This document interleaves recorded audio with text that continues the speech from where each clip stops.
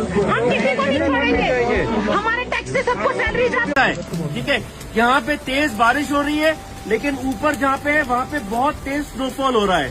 Okay, तो हम risk नहीं लेना चाहेंगे। जब एरिया सेफ होगा, थैंक यू, जब एरिया सेफ होगा तभी हम आपको ऊपर भेजेंगे। കുറിച്ച് ഒറ്റ കാര്യം പറയാനുള്ളൂ. ഏത് ജൻസിയായാലും വേണ്ടില്ല, ABCD ആയാലും വേണ്ടില്ല.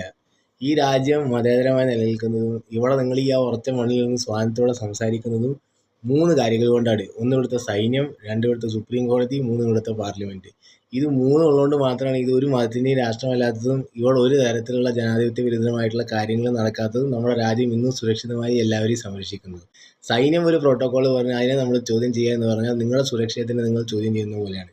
അവരുടെ ഏറ്റവും വലിയ ജോലി കർമ്മം എന്ന് അതിനെ മാനിക്കാൻ കഴിയാത്ത ഒരു രാഷ്ട്രീയമോ ഒരു തരത്തിലുള്ള പൗരത്വമോ നമുക്ക് ആവശ്യമില്ല എന്ന് മാത്രം പറയുന്നു. അവർക്ക് രാഷ്ട്രീയമോ മതമോ ഇല്ല.